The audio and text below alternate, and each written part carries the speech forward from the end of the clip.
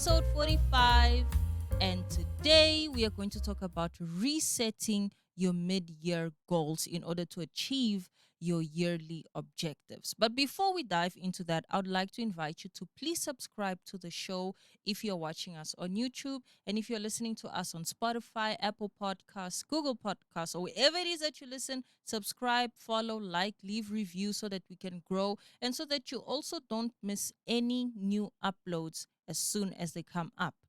So, we're going to talk about goal setting. You'd wonder, why are we talking about goal setting now? It's June. Who cares?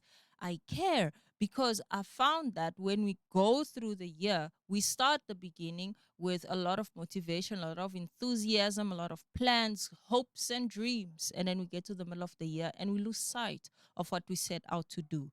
And I'm a believer that we don't need to really throw what we didn't do into the trash. We can always pick up from where we left off and do better and move on and at least push and get something that we set out to achieve. So today we're going to talk about strategies and tips to get ourselves back on track with setting achievable goals and actually going after them and actually achieving our goals. So, we're going to start with reflecting on the goals that we set. I'm not going to do a lot of the childhood ideal today because it's not about our childhood today, okay? Today it's about us being adults right now and recognizing that, you know what, I am having a real hard time.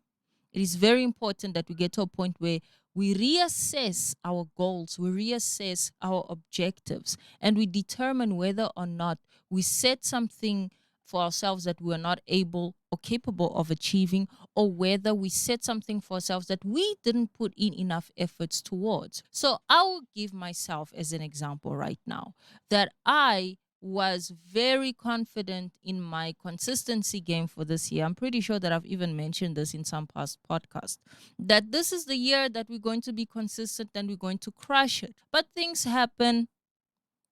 I get myself in a funk. And before you know it, time goes by and I'm not keeping track and I'm not even keeping consistent with what I set out to do. But worst of all, I lost sight of what I set out to do. And one of the reasons why is because I was so caught up in trying to solve this moment that I was stuck in that I didn't remember that I had something to work towards. And once I got out of this funk, I needed to reassess, what did I set out to do? And what I set out to do, is this achievable? Is it doable? If it is, why is it not happening? And if it's not, maybe I need to rethink what I thought I would set out to do and try to come up with something more achievable and more doable. Okay, so take this time to reassess the goals that you set for yourself. Most of us are disciplined enough, not me. I don't know why I put an us there. Most of you are disciplined enough to actually write down what you set out to do in the beginning of the year. A lot of people do the vision board thing. So go back to that. Go back to your notes and say, what did I set out to do this year? And read through. And you'll remind yourself of what you actually set out to do. And in that moment, you're going to reassess whether what you're setting out to do is still viable or not. And the next step we're going to focus on is identifying roadblocks and challenges. I did yeah, either way. I did a thing. I'm putting my screen here. So I'm trying to be more pro. You can see, you know what I mean? I put my screen next to me instead of in front of me and the camera next to me. So my setup is a little bit different. So let's see how the reading goes. I'll try not to pay too much attention to it. But let us focus on identifying roadblocks and challenges. What are some common obstacles that hinder goal achievement? So sometimes it can be just maybe a health situation. It can be financial setbacks, so identify these roadblocks that have come across for you. For me, I think it was just overwhelm. I took up on a lot of things this year. I started this year heavily motivated. I've realized, I guess, that motivation can also sometimes be a roadblock, I think, because I was very gassed up. And because I was so motivated and so energized in the beginning of the year, I committed to a lot of things. And over time, as soon as I started to realize what I'd committed to and everything that I said yes to and everything that I took on, that I'd already reached out people and I'd already put some projects into place, I realized that I don't have the capacity to keep up with everything. And I started to feel overwhelmed by everything that I took on, and my motivation quickly faded away. So recognize and identify what roadblocks and challenges that you might be facing in that moment, and how can you overcome them. So for me, one thing that I did, which is very uncommon, how I overcame this, was to look at everything that I'd taken on and start to actually call the people and say, hey, I don't think I can do this. I don't think I can take this project on. I don't think this project is viable. And really start to remove everything and clear my path for clarity, for like in just a fresh brain. Because when there's so much to think about, it's very difficult for you to actually focus on that one goal that you set out to be. That was one very, very big thing for me, where it was like recognizing and identifying exactly what obstacles and roadblock I was personally facing. So do that for you. It might be something that you really have more control over than what you think. Most of the time, that's the case. There are situations where you really don't have control over the situation, where, for example, if you're having some health complications, if you're having some financial challenges, or if you had to move and stuff like that, that really require you to first settle and deal with that situation before you tackle your goal. That is one thing, but at least you need to be able to identify what your roadblock in that moment is, and see if you can come up with strategies or ways to really solve that situation. For me, my obstacle was that I took on too much. I really succumbed to my motivation. And my solution to that was to really go back and sift through all the stuff that I'd committed to, and start to realistically look at my capability of doing these things and slowly cutting them off. And that way I was able to breathe and feel a little bit more energized. And I had a lot more clarity in this moment because I didn't have so much that I was committing to. Number 3 is to set smart goals. It is very important that you recognize whether your goals are specific, whether they are measurable, whether they are attainable, relevant, and if they are time bound. These factors really, really also played into me starting to, cut certain projects down, because I had to think, how specific is the target anyway? So for the most part, a lot of things were not very clear. It was just like concepts and so forth. So if it's not super specific, I don't put that in my priority burner. I put that in the back, and it doesn't go as the main thing that I'm focusing on in that moment. Maybe I can like work on it and try to build on it slowly for the next time. But right now it's not specific. So it's not something that I really should put too much time and effort into. Measurable. I think it's very useful to have something that's measurable. Why? Because you can keep track of progress. You can keep track of whether you're doing good or whether you're doing bad, whether you're moving, whether you're not. Like, you can really make sure that, you know what, I'm doing something that I can keep track of. And because I'm able to keep track of, I will know whether or not I should continue pursuing this idea. You want something that is attainable. Attainability is one huge factor. A lot of the times we dream high, we aim big, which is good. But sometimes we set a time frame for this big task that we cannot fulfill within, right? So you would say, I want to build my mansion in 3 years, but everything that it takes for you to even be able to build that mansion might cost you to have to build this house in maybe 5 or even 7 or 10 years, because you need to have the money. How are you going to get the money to get this mansion built in 3 years? Right now, you don't even have the money to move out of where you live. So it's not that your goal is too big, but is it attainable within that time frame? Or is it attainable at all? Sometimes things are just not attainable at all, and it's okay. And it's fine to recognize that, and it's okay to say, like, I can't do this, and throw it out the window. Relevant. What is the relevancy of this task? What is it going to do for you? Once you've achieved this goal, what are you going to do from there? Because remember, we achieve goals, and from that moment on, we need to find something else to supplement that moment. So, how relevant is this task? Or how relevant is this goal? Because I'll give an example. Like, there's a friend of mine that always says, and I believe this person, they say, I'm going to be a millionaire. I know they are. But I always ask, what are you going to do then? Right? And they've had to really think about that. Oh, once I hit my million, what am I going to do then? What is the relevancy of this task, of this objective? I want to get my million so that I can do 1, 2, and 3, and 4. Because once you hit your million, now your target is 10 million. But at least you know that with this million, I'm going to do it this way in order for me to get my 10, right? So there needs to be some form of relevancy or continuation to the end goal. If you don't have one, I feel like you'll end up chasing, what is the word? I don't know, just chasing, catching nothings, because you're going to achieve this and then what? There needs to be some form of relevancy and continuation to your goals. And if your goal time bound, like with the mentioned example, how long does it take for you to achieve this thing? So you need to take that into consideration that, okay, in order for me to build a mansion, I need to have so much money. Right now, I have this amount of money. So I need to work towards having so much money.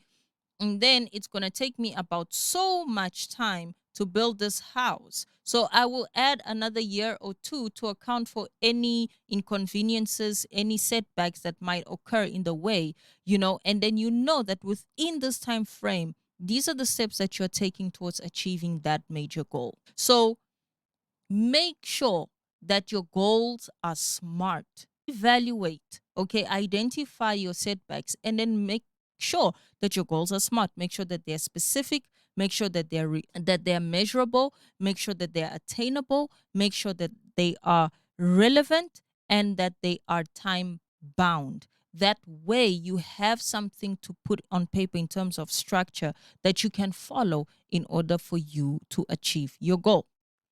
Prioritizing goals is very important. It is the cure for me because I tend to get so carried away with projects and I want to be involved in everything. But learning to prioritize projects is very important. So you need to determine which goal to focus on right now. We always have like the major goal. Maybe by the end of the year, I want to achieve this. But in the meantime, I need to do 1, 2, and 3, and 4. Prioritize. What do you need to focus on? This way, you know what extra things to take on and you know what things to cut from your responsibility list. And you put the important things on the hot stove and the less important things in the back burner. As things move forward, the things that are at the back will come up higher on the priority list. But at least by that time, your main goals have already been dealt with. And then you have to allocate your time and energy efficiently. You have to allocate your time and energy efficiently towards these ideas, towards these goals.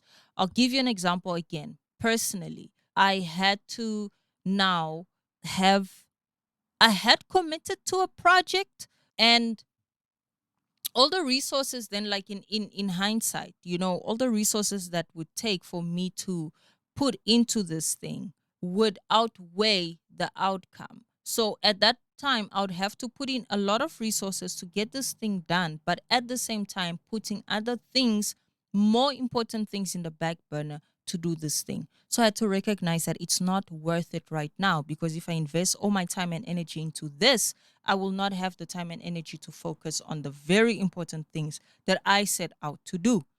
So always, always be very efficient with your time and energy with regards to what you're going to invest those into. Number 5,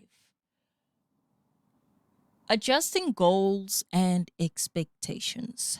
This one is very, very, very, I say very, very important because I feel like I had like to really, really learn how to do this last year, having moved houses, moved to a different city and so forth. So I had to learn to adapt and adjust my expectations. So, how can we adapt our goals to align with our current circumstances? So, don't compare your situation to other people's situation. That's one. Because I remember when I really started with my business and so forth, and I would want to learn how to manage my time.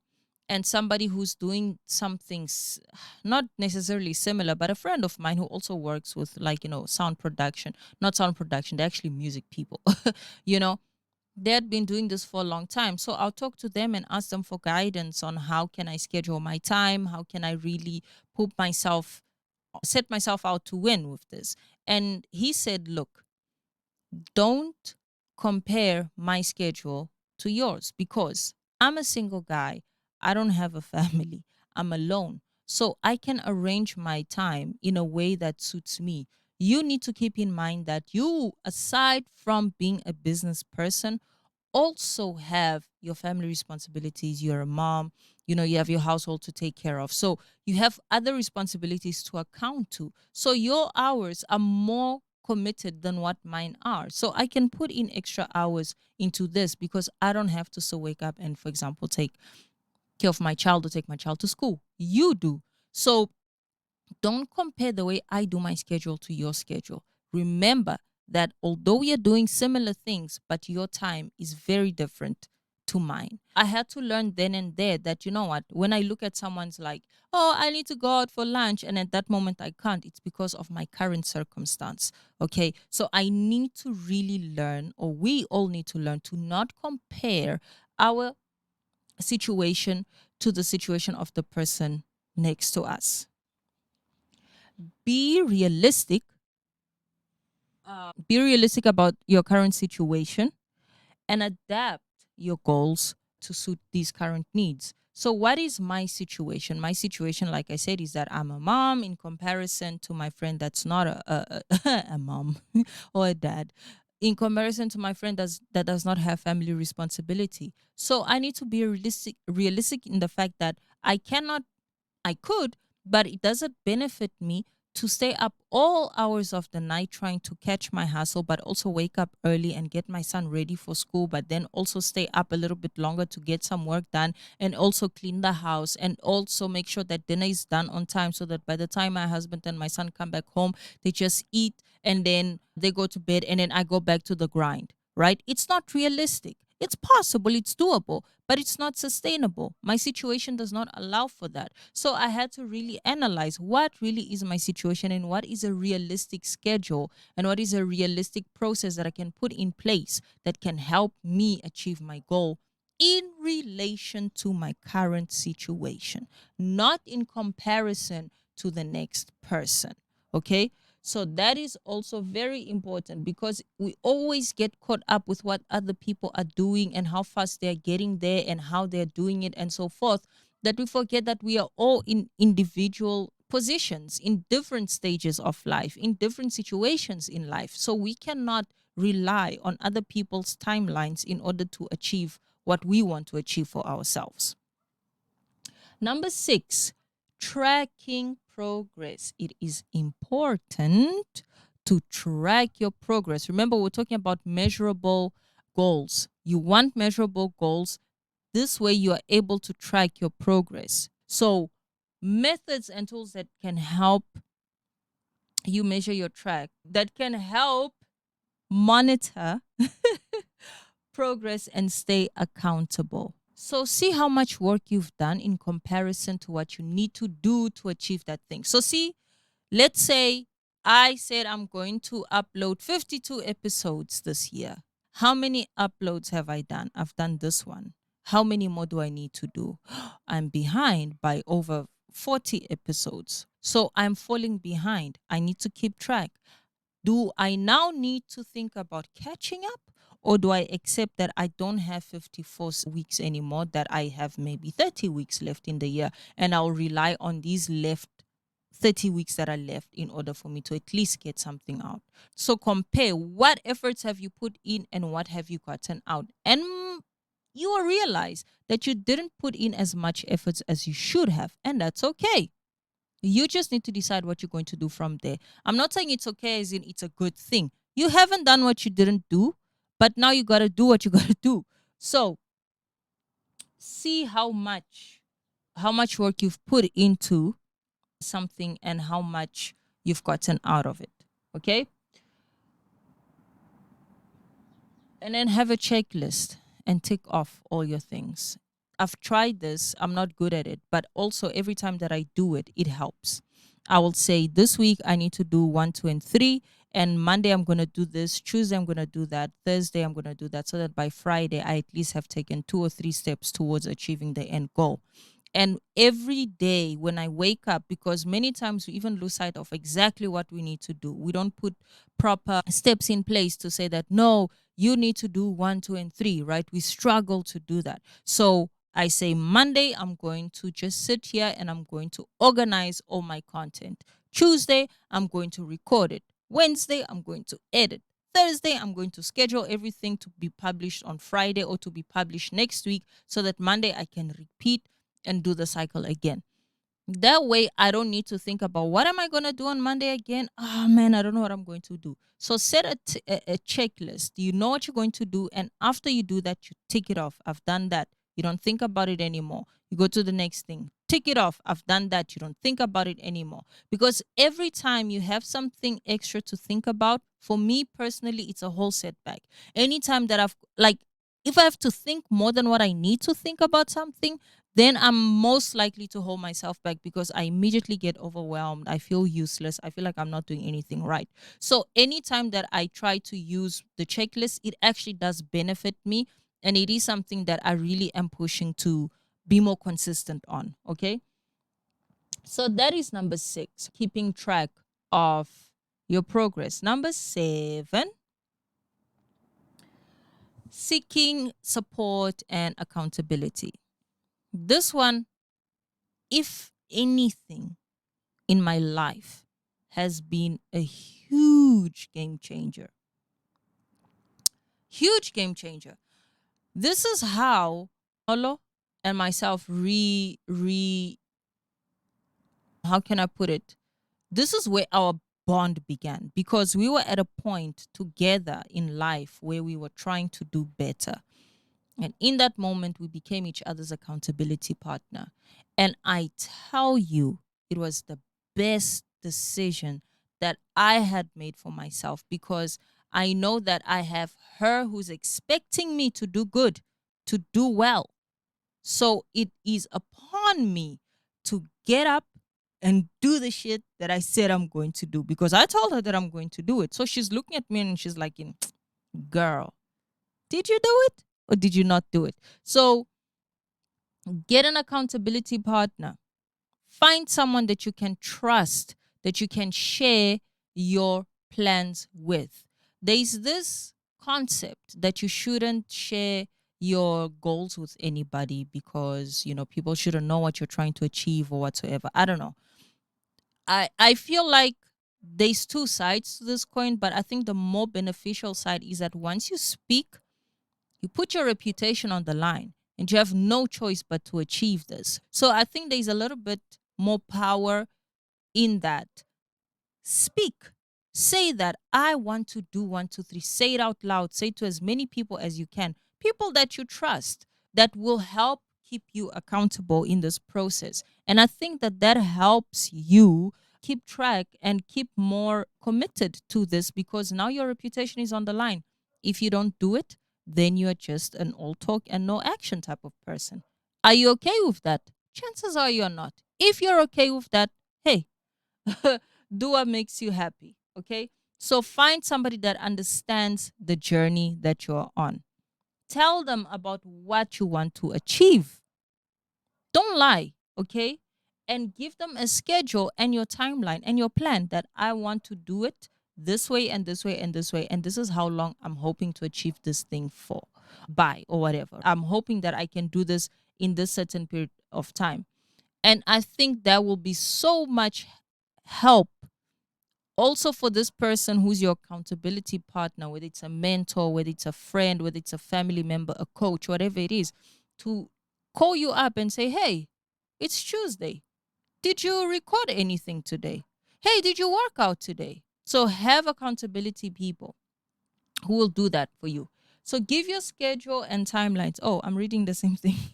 Get feedback times and check in times. So say, like, hey, every time I complete a task, I'm going to call you. If I don't call you by this day, then you call me to make sure that I did the thing or not. So give feedback and progress reports to your accountability partner. Share your struggles with them. Share your struggles with them and say what and hear what they have to say. Sometimes we feel like sometimes we struggle and we read struggle as failure and we don't recognize that it's just another stone on the road.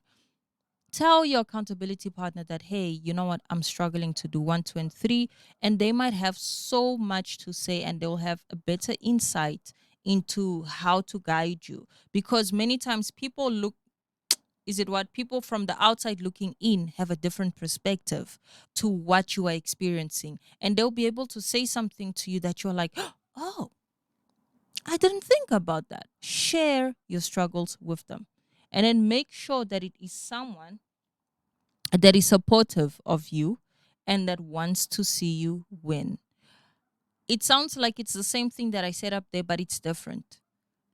You can find somebody that, you know, you say is interested in your journey or is in a similar journey or whatever, but is it somebody that wants to see you win? I think that for the most part, many people know exactly who they have in their camp and they know the intentions that people around them have towards them, but we just choose to ignore them. Sometimes we like the idea of actually being friends with this person or having that specific person as my accountability partner, regardless of all the red flags that I've shown you. So make sure that whoever you're talking to is somebody that you're comfortable and certain wants to see you win. And never, ever, ever lie to them. Never lie to them about whether you've completed a task or not. Be honest, be sincere, because then you don't benefit yourself at all.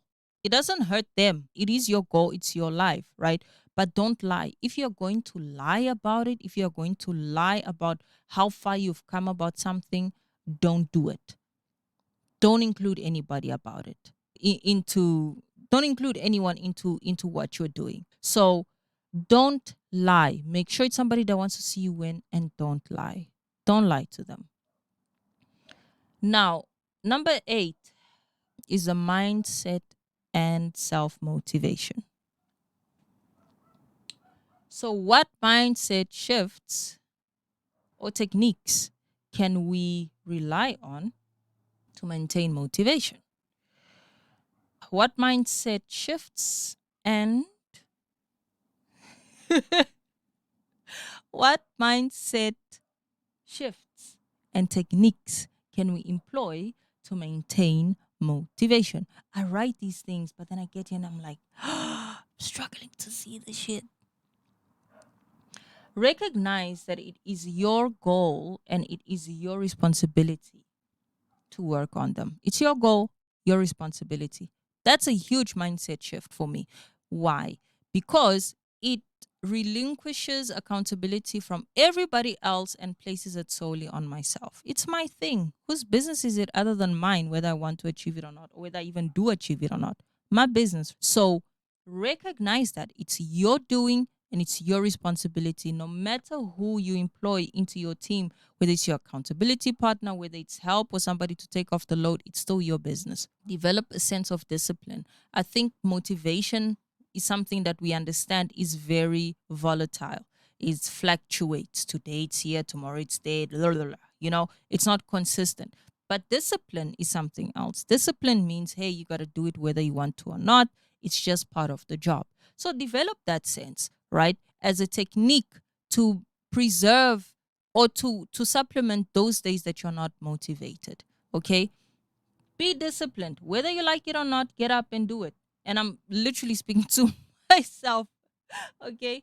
Make a schedule around your goal to help keep you on track of your tasks. So if, like I said, if you want to do something major, do what are the little things that you have to do to to achieve the big thing. If I want to upload a episode, the small things that I have to do, I make sure that I've planned my episode, that I've scripted it out. I have to make sure that I record it. I have to make sure that I edit it, that I put some promotion stuff together, and then that I upload it and then I send. So make sure that I need to make sure that I have a schedule to keep disciplined to, right? That I can follow that will help me achieve my end goal. That's what I need to do. These are the techniques that we need to use. And then after that, we need to learn how to overcome adversity. We first need to remember that it is not an easy road. The world is not always red roses and a beautiful sea and everything is nice. You always need to be mindful of that. You are going to face adversities, you are going to face obstacles, and you need to just be aware of that. Recognize what you have control over and what you don't have control over. Sometimes you have a studio and there's a YouTuber. Ah, crap, I forget his name, but I think he's based in New Zealand. I enjoy watching him a lot. And he had some floods in his country, and whoop, his studio was flooded and he lost a lot of his equipment. For the longest time, he wasn't able to work. Does he have control over the weather? No. At this point, he doesn't even have control over where he's going to live. He first needs to solve that problem. Once he's settled, then he recognizes that, okay, maybe I don't have my fancy camera anymore, but I still have my cell phone. I've got control over that. Let me record with my cell phone, right? Two different things. There are certain things you just have zero control over, other things you have control over. And you need to learn to recognize which is which and know what the differences are between the two. And then recognize that setbacks are not the end. They are not the end, they're just a part of the journey. If you have no setbacks and things are super perfect, hey, I mean, it happens. But if you do, just be like, it's just a setback. I'll get through this. Sit down, get into recognizing what's going on, analyze your situation, and see what you can do about it and move on from there. It is not the end. Just because it's June and you're not where you want to be, or you're looking at it as like it's June, I'm not even halfway to where I wanted to be in December, doesn't mean that you should stop. Get up today and do something, because you never know how far you will come in just a month. You might be able to make up for all these 6 months just by applying yourself. Don't look at this as a setback, or don't look at a setback as the end of your goal. It's just it's a part of the process. Number 9, you need to celebrate your wins. You need to celebrate every single milestone. It's very important for you to do this, because I'll give you an example. It's a very stupid example. I have been sitting here and I've been trying to record. I'm going through whatever I'm going through, but I'm like, okay, I've been able to plan this episode, but I just need to finalize a few things. And during this moment, y'all, I am starving. I'm hungry. And I know that in the house is a nice fat pot of bean soup that is calling my name. And I have every right to get up and go eat. But I said, you know what? That soup is going to be my reward. It's going to be my reward, because what I'm going to do is finish scripting and planning everything right now. And then I'm going to eat so that I can have the energy to record. And that's what I did. And I tell you, it makes a world of a difference, because I felt good eating that soup. I didn't feel disgusting, because I did what I needed to do. I completed that task. And good job, go. Here's your soup. I'm not saying you should skip meals as a punishment or whatever, but in that moment, I said, let me reward myself. And the irony is that I'm talking about, goal setting and setting and rewarding every milestone, but little victories do matter. And if you're able to recognize small victories, you will be able to see the big one as soon as it hits you in the face, because you will have achieved so much in the long run. You'll be able to recognize that, oh my God, I went through so much trouble to get to where I am now. I went through so much trouble just to get this one episode out. But Monday, I said I'm going to plan, right? And I did. So I'm going to give myself, I don't know, a nice back rub. I don't know who how that's going to work. Tuesday, I said I'm going to record, and I recorded. So I'm going to give myself a nice long hot bubble bath. You know, Wednesday, I said I'm going to do this, and each day you reward yourself. By the time you're done at the end of the week, you're like, oh my God, I had an amazing week because I did all these great things for myself. And also, I got to really work towards my end goal. So it's very important that you recognize small victories and and rejoice in those, celebrate those. I like to even talk a lot recently about really taking in every single moment of your day, of your life, of everything, because it is just so helpful in helping you enjoy bigger stuff.